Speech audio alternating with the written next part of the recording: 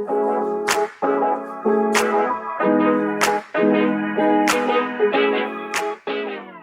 morning, good afternoon, everybody. My name is Omri Farragon. I'm owner-operator of Storage Guardian.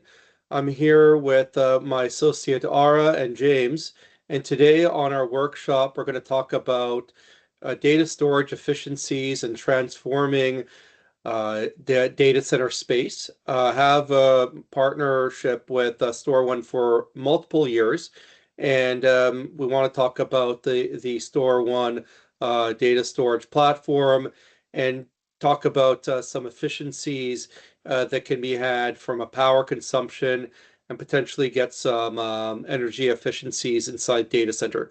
So over to you, Ara. Over to you, James. Yep. Okay. Awesome. So before we start, I'm always a definitions guy, and I'll introduce myself quick. I'm James Keating. I'm from StorONE. I've been here for 4 years, solutions architect. So let's talk a little bit about what StorONE is, and we'll go through how StorONE's more efficient, how we're changing the storage world with our efficiency. So in order to do that, I always like to start with an analogy. So for those people who may or may not know who Dick Fosbury was, Dick Fosbury revolutionized the way that the high jump was done.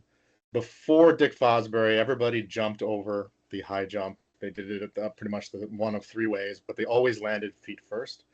And the reason why they did this was a couple reasons. The first reason is that they were afraid of getting injured because the pits that they landed in were usually gravel or sand. And the other reason why is because at the time they thought that would have been the most efficient way to jump over. It would be to land feet first, because if you're typically jumping, from something you would try to land on your feet.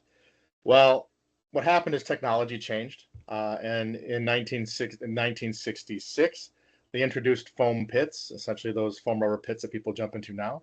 And Dick Fosbury realized that technology had changed and that you could change the efficiency. And so he actually understood that the center of gravity, the way that you go over the bar, if you put your back in line with that and jump over head first backwards, that's something called the Fosbury flop. That's a more efficient way of jumping. He won the gold medal in 1968, and ever since then, everybody jumps over this way because, it is more in line with the center of gravity. So it's a more efficient style of jumping. StorONE's very similar to this in the fact that our founder had been working in storage for a very long time, and he realized that a couple things were happening. The first was that the storage hardware was getting much more advanced. Technology was changing, but the storage software wasn't keeping pace with it. Essentially, the software was, basically had been written a long time ago, and companies were adding in little pieces and parts to it, but they had that same main storage core that they were doing, and so it wasn't optimized. So he came to the market and said, let's rewrite that storage stack. Let's be more efficient. Let's make it so we can decouple the software from the hardware. So that way, as new hardware comes out, the software is ready to use any new hardware. And so that's really the whole design of it. So StorONE, we are a storage company, and we think results and we think efficiency at our core. In order to understand this, we looked at efficiency from basically from the ground up and from the top down. And we realized that if you want to be fully efficient, you have to work in these four different areas. You're going to have resiliency. You're going to have flexibility. You're going to have to be unified. In other words, I can't have like a lot of other storage arrays, and we've been trained probably for 15, 20 years, maybe longer, that I have different storage arrays for different things. I might have one for backup and one for, that's my NAS, one that's my block-based SAN. I might have one that's just for doing archive. I might have one that's just for object storage. That's not an efficient way of doing things. Having to have all these multiple different things to manage that is inefficiency defined, right? So we wanted to make sure it was unified. The other thing is it doesn't make any sense if you have all this awesome stuff, but it's not economical for people to run because you have to have all that built in. So we looked at it from the top down and the bottom up and said, we've got to hit all four of these areas for it to truly be efficient. And so what StorONE did is they spent 8 years of research and development actually designing the StorONE system. We have 50 plus patents that are applied to this. And so what we did is we came up with 6 breakthroughs to make this actually work, make this efficiency possible. And the first one is, if you look at legacy code, what's designed to do on the storage systems is the storage systems a long time ago when drives were really, really slow. They used to be the slowest piece of the puzzle, so to speak. And so they were writing the storage software in a way that would make sure that it would mask the fact that those drives were very, very slow. That's no longer true. Drives have gotten very, very fast. I mean, a single NVMe drive, for example, can saturate a PCI bus. So you now no longer have a need for the write cache. The write cache actually becomes something that's extra to manage, and it can actually inhibit your performance because you don't necessarily need it anymore. And so we got rid of the cache altogether. We actually don't have a write cache, and so our storage controllers behave more like a router, and we're writing directly down to the drives. We get more efficiency by doing this across the drives. We can use any kind of drive, and we can drive those to 80 to 90% of what they're rated to do because of the fact that I don't have a cache. This also opens up efficiency of the hardware because I don't have to have as expensive of hardware to do this because you don't have to have the write cache. A write cache is a very expensive piece of real estate inside your storage controllers because it has to be battery backed. You got to do all kinds of cache checking because the data is not on the drives, and if you were to lose the cache, it's a data loss event. So we're always crash consistent because we're always on the drives. The next thing is we wanted to always be able to leverage the hardware to 95%. We don't want to be like all the other storage companies that everything works great until you hit that 60% and then it starts to slow down or starts to become a problem. We wanted to be able to drive to 95%. So we start at 85% of whatever a drive can do, and depending on how you set up that system, we can do 95% plus of what the force spec is for that particular device. The next thing is we really wanted to be able to provide some features that we think are table stakes in this that you need to be able to have. And that first one is the ability to have the data not have to all live on super expensive media or on inexpensive media. You need to be able to mix those because the truth is we live in a hybrid environment now where you have some flash, some NVMe, and some spinning. And so we wanted to be able to make that so it was you get the performance factor of the flash and the price performance of the spinning. And so that way we've got the ability to do what we call AI auto tiering. So we automatically will move data from the upper tier to the lower tier. And we got around some of the other limitations of auto tiering that's been out there. You know, auto tiering the technology's been around for a while, but it was really inefficient in the way that it was implemented. It was done based upon times, and, you know, like certain times a day it would start moving data down. We actually use AI, smart learning inside the system. It looks at the volumes and it knows when there's less busy times. And so it'll proactively move data down during those less busy times. So that way we can actually get better use of the system and we don't get into this area, this problem a lot of the other manufacturers get into where you start competing with yourself for moving data from the upper to the lower tier when you also need writes coming in. We don't have that problem. The next thing that we thought of was you have to have, you know, snapshots are something that every system has, but you'd be shocked at how many people don't actually use snapshots. And the reason why they aren't doing that is because there's usually a license limitation to the amount of snapshots you can take. If you take a snapshot on a cache-based system, like most other systems that are out there, every time you take that snapshot, it has to actually clear the cache, move all that data down from the memory down to the drives because it's not on the drives yet, and that becomes an IO blocking event. Well, we don't have a write cache. So I can take a ton of snapshots and there's no IO blocking at all. And we can cost effectively store the snapshots for a very long period of time where others can't because we use that AI smart auto tiering I just mentioned to move the data from the upper tier to the lower tier. So I have customers actively storing 8+ years of snapshots.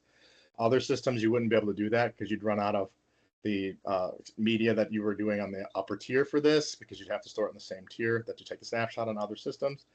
And you would run out of the ability to take new snapshots because most of them have a license limitation of how many snapshots they can take because they can't manage all that overhead that they would be there. The next thing is we wanted to give you total flexibility. It was one of those 4 core tenets I talked about.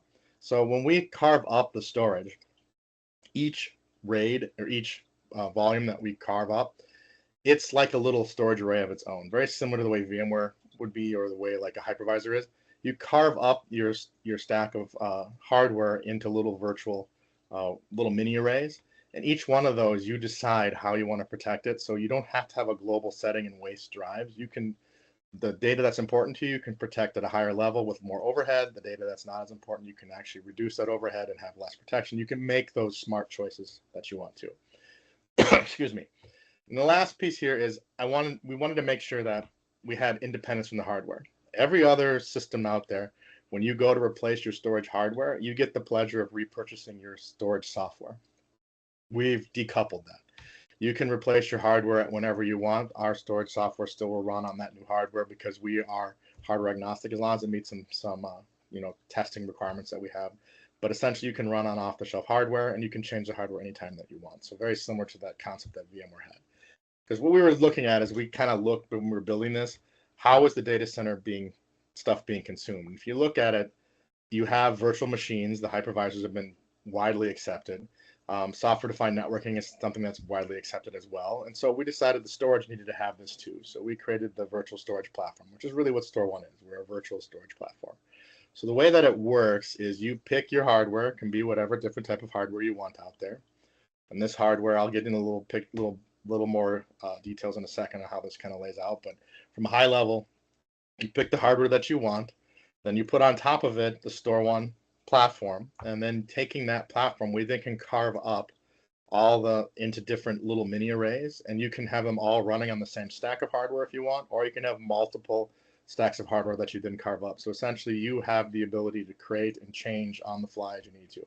I'll give you an example. I had one customer that they started out and they said they were only going to use it for backups. It was just going to be doing for backups and was only going to be used as a S&B share. That's all they were going to use it for.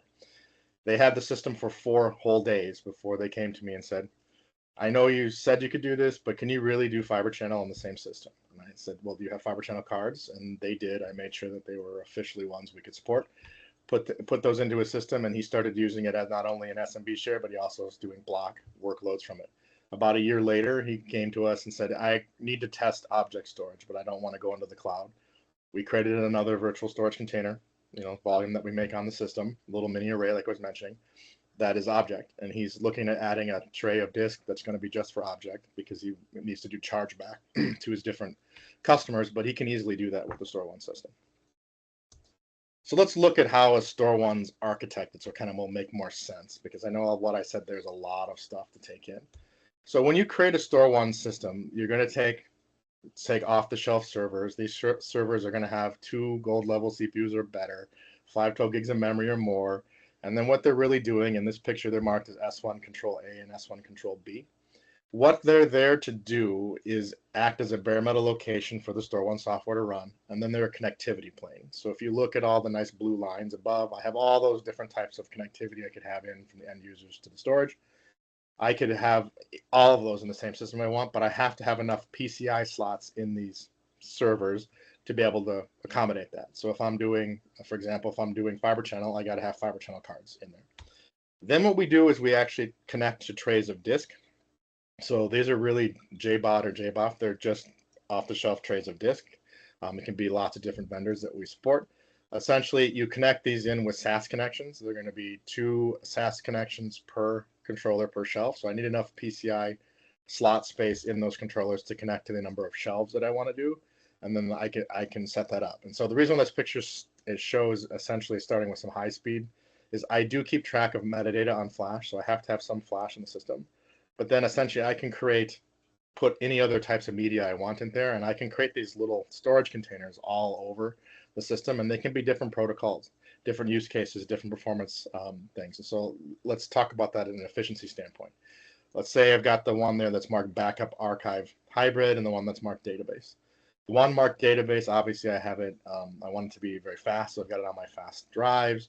Let's say this one's a fiber channel LUN type situation, so I'm using fiber channel to do this. And I'm very paranoid if I were to lose the data. So I can actually choose to protect it from 4 simultaneous drive losses. That means if I were to lose 4 drives, it's going to keep rocking and rolling and not be a problem. The one marked backup archive hybrid, this one essentially writes are coming into some fast media, and then it's moving auto tearing down to some very cheap and deep storage on the bottom. But this isn't as important data to me. I have to have it for legal reasons, but I might have it also, backed up to tape or something somewhere else. And so I'm not as paranoid if I were to lose it. It would be a pain if I did, but I don't have to spend a lot of overhead to protect it. So I may only set it to survive 1 simultaneous drive loss, which means if I were to lose 2 of the wrong drives, I would have to restore it from backup. But I can make that choice and better utilize my hardware in a way that makes sense for me. And of course, as you can see with the fast hybrid and the NAS hybrid there, my 2-tier ability isn't limited to flash on top and spinning on bottom. I can be for example, NVMe on top and read optimized flash on bottom, or write optimized flash on top and read optimized flash on bottom, or traditional flash on top, spinning on bottom. It doesn't matter. I can mix and match and choose how I want to do it. So it opens that flexibility for you. So let's move to the next piece, something that's also very important to understand, and that is security. Security is something that's important to everybody that's out there. And what's happening is a lot of other vendors are adding security in, but they're adding it in as an add-on feature. They're adding it into their code. They're just kind of putting it in there and kind of bolting it on, sort of like if you have a bicycle and you're just adding like a trailer onto it, and then you kind of realize maybe you wanted a car. The other analogy I'll use is if you were to bake a cake and not put any sugar in it, and then you essentially have to cover it with a ton of frosting to cover that up. Our platform, StorONE platform, was designed with security built in from the beginning, because we realized if you wanted to be efficient, you had to have these built in. So we have security built into the system. I can do immutable snapshots. I can do anomaly detection, where I'm going to be checking and it's configurable on what's happening on those snapshots, so I can alert potentially on ransomware going off. Think of it as like canary in the coal mine type of thing. I have rapid recovery because I am a cashless architecture, so I'm always crash consistent and can bring stuff up anytime that I want. I have replication. I can replicate in 4 different ways. So any way you want to replicate, we can replicate. I have encryption both at the hardware and the software level, and I have full compliance. I have the ability to do audit logs. So everything that happens on the system, it keeps track of who came in, how did they come in, and what did they do, and how did the array respond. And the thing that's really important here is I have this thing of multi-admin approval. So not only can I lock down the snapshots and make sure that they are immutable and are stored until they expire, I can prevent changes to them, because I can actually have it be where if one admin wants to make a change, he can't do that. He'd actually have to have more than one admin approve that change. You can pick 2, 3, 4, 5, however admins you want. That limits the ability for social engineering or hackers to get in, because you can actually lock it down. Think of it as like the submarine that launches the missiles. You got to have 2 keys turned at the same time. You can do the same kind of thing, but it can be 2, 3, 4, 5, 6 keys, however you want. This also means I'm fully HIPAA compliant, so I'm really dialed in. Our security is built in and part of the overall system as designed. So let's talk about how this works in the real world. It's just kind of two examples in the real world out there. So the first one is a university. This university came to us and they had 2 flash arrays. They had one that was an older Tegel system, and then they had a newer Pure system. They had 2 problems. The first problem was they weren't getting enough performance from those systems, and they needed to basically get the newer version of that to get better hardware. But they also were in a co-location environment. In that co-location environment, they're paying not only for rental of the network and space there, they have to pay per rack unit that they're in there. And they were over several SSDs in each one of these systems, several rack units, lots of different space being taken up, so expensive. They came to us, and we actually architected for them a single 2U system that has the ability to have 24 NVMe drives in it, just in that 2U. They populated it with 16 NVMe drives, and then what they did, because they had those 2 arrays before, one was for one team and one was for another team, and they had to do chargeback to those different teams. What they actually did is created 2 different storage containers. So one that replaced the Pure, one that replaced the Tegel. So each team sees their own array. Everything's fine. They're separated. They dial in performance the way that they wanted to for each one.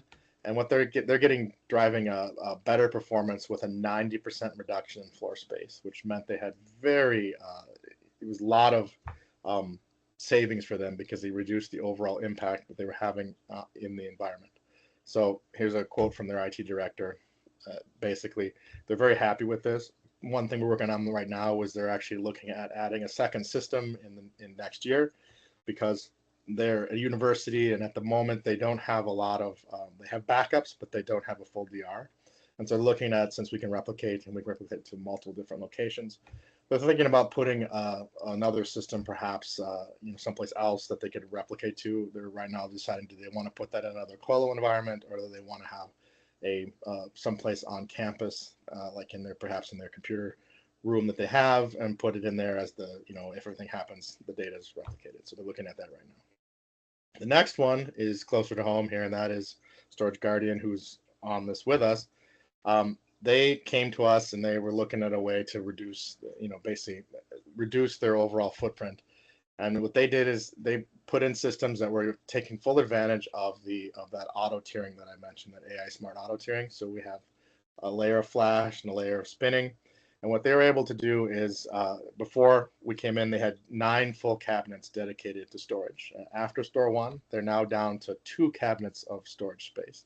So essentially, that's an 80% reduction of data center footprint. Think of that in terms of not only footprint, but also the power and the cooling and the ports that you have to use in the system for having all those different systems plugged in. And that was an overall serious reduction and a great cost savings. And so this is a quote here from Omri, basically saying that, he needed 9 cabinets before, and now he's doing more with just 2.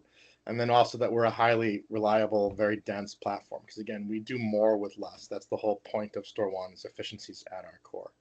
So I'm going to turn it over now to Ara and have him go through a little bit of some of how they saw benefits. Thanks, James.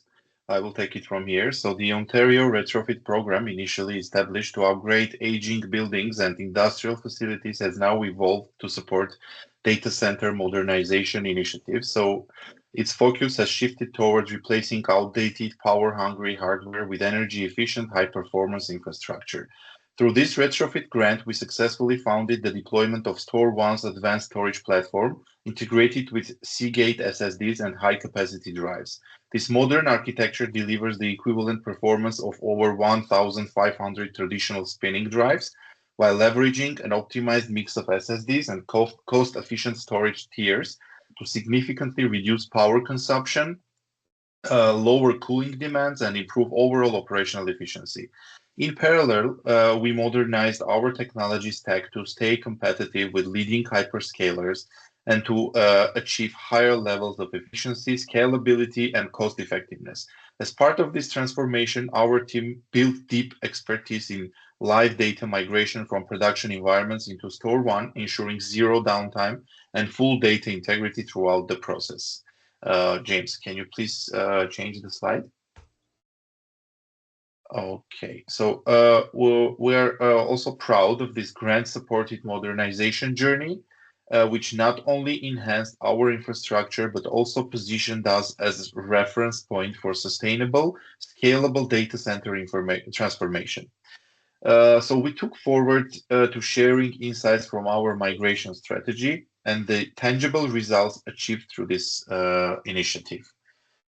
So this was it from Storage Guardian part. So I see we have also questions here. So I will go with the first question. So the first one is how easy was it to get through get the grant approved through the province of Ontario Retrofit? This question is for Omri. Thanks, Sarah. So when we look at the data storage investment, we look at it from a competitive analysis point of view. If there's any relief that grants can help us out, through efficiencies, we look for them.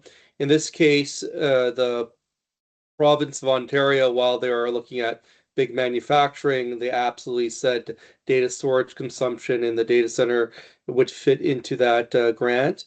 And there was some scrutiny around the before and after and what we would project. So with the amperage, they came in beforehand and they measured it like they would measure, I guess, a factory. They looked at our power PDUs and they measured it. And then there was like a before and after. Only once we showed them that we reduced the amperage per rack by what we had intended to, that they offer us the grant.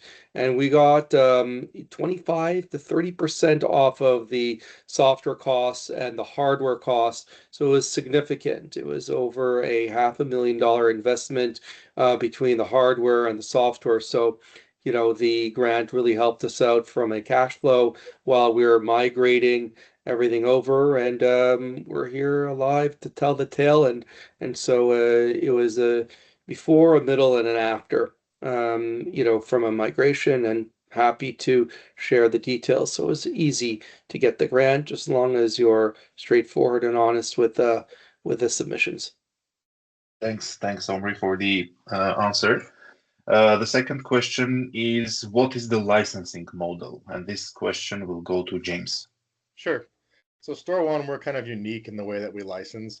Most other arrays, and people have been used to, is you're used to a capacity-based license where you pay so much for capacity. We actually don't do that. We license per slot. So that has some serious advantages. Basically, the number of drives you have under control. So think as you license each slot, it's so much per month per slot. Then what happens with that is I don't care what kind of drives are in those slots. So you can be, SSD, NVMe, spinning, and you can change them over time. One of the other advantages of StorONE is we group drives not based upon size, but we group them based upon performance profile. So I'll give you an example. I have one customer, they're a large state agency in the southern US. They essentially their capacity tier is created with Seagate 18 terabyte spinning drives. They're paying a little bit more to Seagate for the support contract, but as those 18 terabyte spinning drives fail, they're replacing them with 22 terabyte spinning drives. So, but from StorONE's perspective, I can put those in. They just keep going. I don't lose any space on them because we don't have this problem with like traditional RAID where I would only be able to use 18 terabytes of those 22s. I can use the full 22. And so their system is actually growing in size. We call it scale for free because I don't care that they change the size of the drive. It's still the same cost that they had, so a slot's a slot. So they're actually growing their system over time because of the way we're licensed per slot. That also is because efficient. One of the other things that I didn't mention earlier is we've architected our licensing to match our efficiency play. In other words, I can do more with less drives.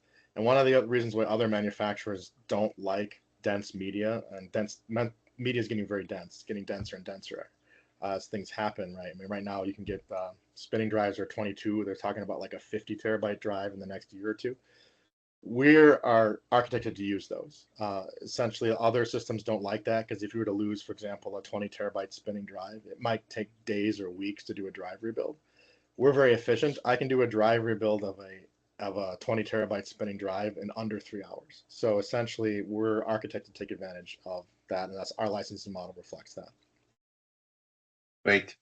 Thanks, James. So one more question. So can I have both object and block storage on the same system? You absolutely can. So we're our platform, and you can have object and block on the same system, and you can choose to add stuff and change it. I'll give you an example. We had one customer that started out, they were doing iSCSI, and they came a couple years later and decided they wanted to do NVMe over Fabric. Most other systems, you wouldn't be able to do that. You'd have to buy a new system to do NVMe over Fabric. We were able to do that. It's just had to change out the cards in their controllers to be able to handle NVMe over Fabric, but essentially they can change. The other thing is you can add use cases over time, and most of our customers tend to do this. They'll start with one particular use case, and then they'll start adding, like that example I gave earlier, where they started out going to be all SMB, which is going to be basically like a large SMB file share for backups. They then started adding in fiber channel LUNs that they're putting databases on, and most recently they started adding objects. So it is a platform. You can truly, the definition of platform is be able to do multiple things with it, and so we actually are able to do that, yes. Great, thanks. And does the system have to use hard drives? You do not have to have hard drives in the system. You do have to have some flash because we keep track of metadata on flash.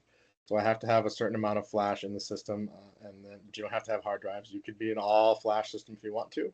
You can be a two-tier flash if you wanted to as well.